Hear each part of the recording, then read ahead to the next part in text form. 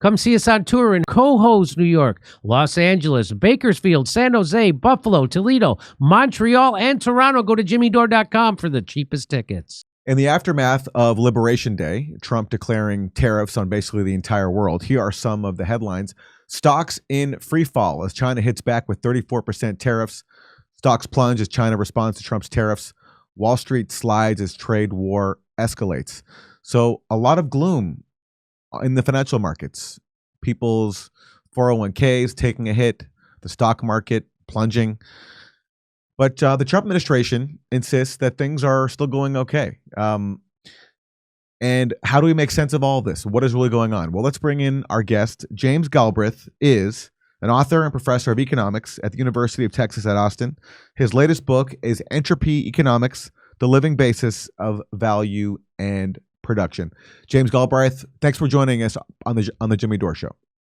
Thanks very much for having me on. Help us make sense of all this. Trump announced that this was Liberation Day, that this is now a time to make America wealthy again. But so far, it's not looking so good, and there's a lot of panic in the stock market. How do you make sense of what is happening right now with Trump's tariffs? Well, I think we're seeing one of the largest shocks to the stable functioning of the economy since the early 1980s, when Paul Volcker raised interest rates to 20%. And that also, or unless you want to count the pandemic, but basically the largest policy shock since the early 1980s. And it is obviously going to disrupt the existing pattern. To come back to the effect of tariffs as such, if you go all the way back to the early 1930s, when tariffs were put up very sharply by the Congress, a major effect was on the financial markets, as it made it very hard for certain businesses to cover their debts. And as a result of that, there was considerable shock to the banking system, which ultimately precipitated the Great Depression. So one has to expect a lot of repercussions from this, and that's what we're seeing. I want to get your response to Stephen Miller, a top aide to Trump. He was on Fox News defending Trump's tariff, saying that, look, we already are in a depression, and so a drastic measure like this needs to be taken. This is what he said. You guys are all about growth. I know you're about lowering taxes, rolling back regulations, and seeing that growth. Are you concerned that this is going to put us into a recession? The exact opposite.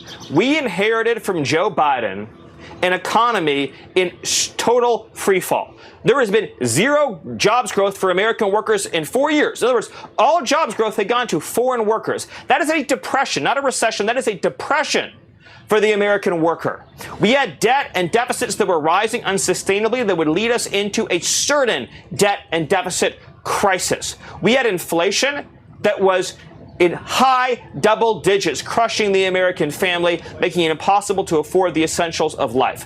We had an economy that was in a state of calamity and catastrophe. So what's your response to this? Because although many people might take issue with him saying we were in a depression, certainly things were not great. Prices were high. There was a huge demand for jobs, and relatively unstable. And certainly there's a lot of people who can't find steady jobs, don't have employment stability. So what do you make of his claim here that we already were in a depression and therefore the tariffs had to be imposed? Well, there was a lot of dissatisfaction with the condition of the economy in the last year or two of the Biden term. But it certainly wasn't a high unemployment rate. That was down in the 3.5% rate. It's still very close to that. The inflation rate, cost of living had gone up dramatically, but the inflation rate itself had topped off and stabilized. So I don't think one can say that Trump inherited an economy in depression.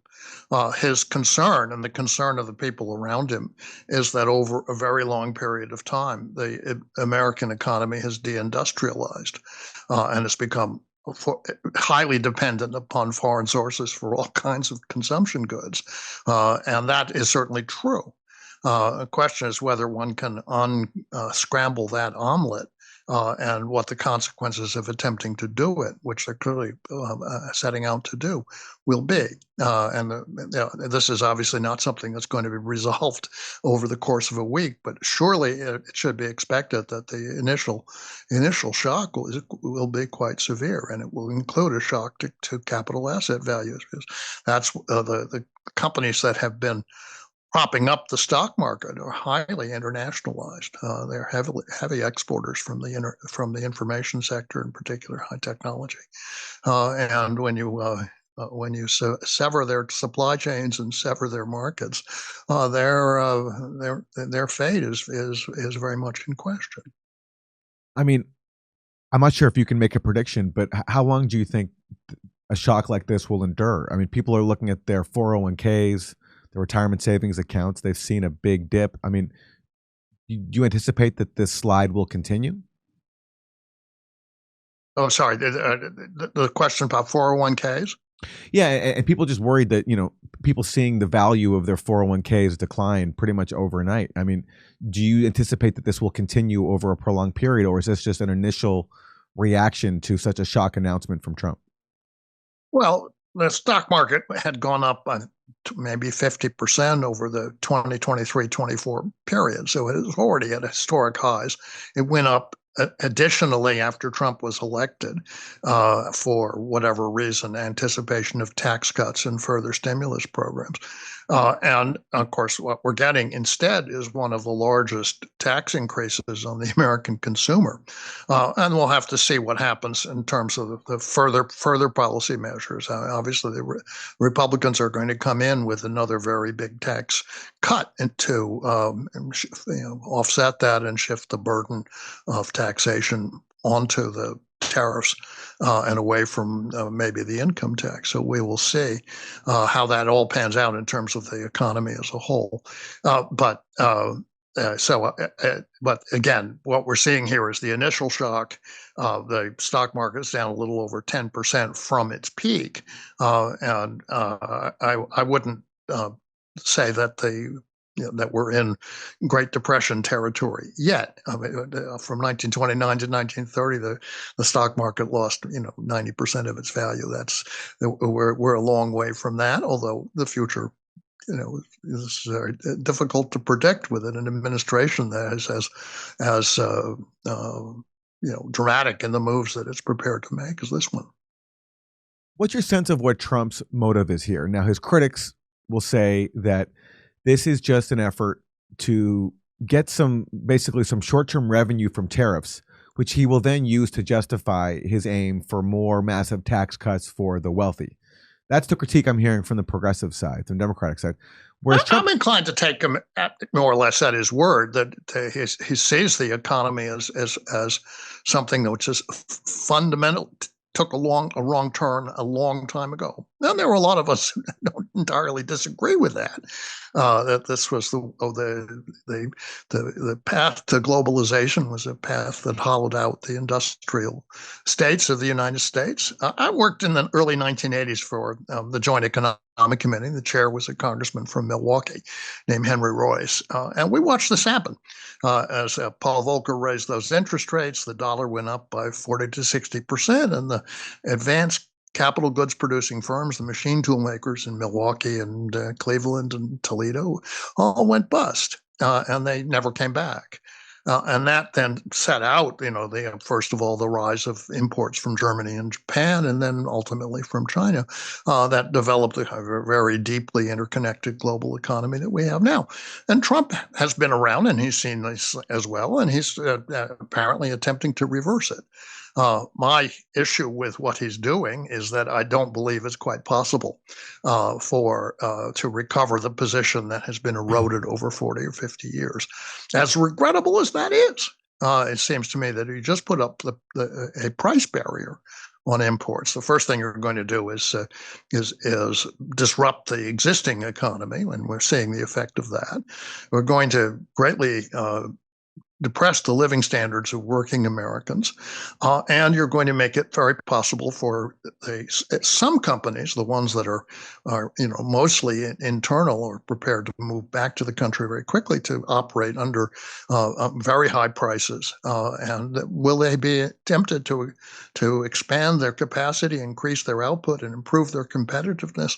That's really doubtful. They will be in a very good market position to exploit the closed market that they'll be enjoying. And I expect that's, given the way American capitalism works, that's what I expect them to do. I think there will be some companies that will come back and some companies that will invest from Europe. But this is not the general phenomenon that you see when you give a lot of essentially monopoly power to a small number of business leaders. They tend to exploit it. That's what they're about. Talk to us more about why you do not think it's possible for Trump to achieve his goal of reversing this 40-year deindustrialization. You need to lean into your mic. Oh, sorry. I can't. Just talk to us more about why you do not think it's possible that Trump can achieve his goal of reversing this 40-year slide into deindustrialization and bringing jobs back, bringing manufacturing back. Well, there are two things going on in the Trump program so far as one can figure it out at this point. The tariffs are obviously a very big shock to the economy. And the other thing is the disruption of the federal government and the elimination of regulatory agencies and consumer protections and the attack on the National Labor Relations Board and on labor power, generally speaking. So what one sees here is, on the one hand, this protectionist move, and on the other hand, a kind of free market libertarian approach, which is not going to work to the benefit of the working Americans who voted for Mr. Trump. And I think they're going to find that the disillusionment here is going to be quite substantial and pretty fast.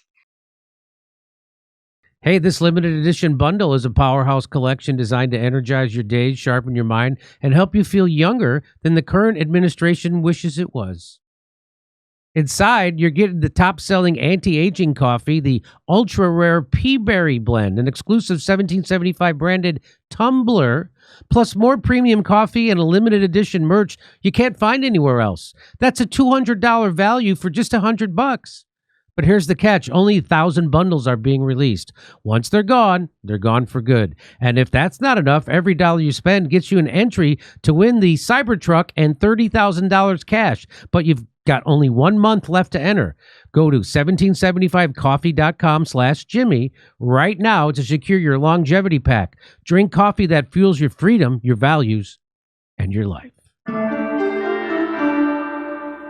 Come see us on tour in Cohoes, New York, Los Angeles, Bakersfield, San Jose, Buffalo, Toledo, Montreal, and Toronto. Go to jimmydore.com for the cheapest tickets.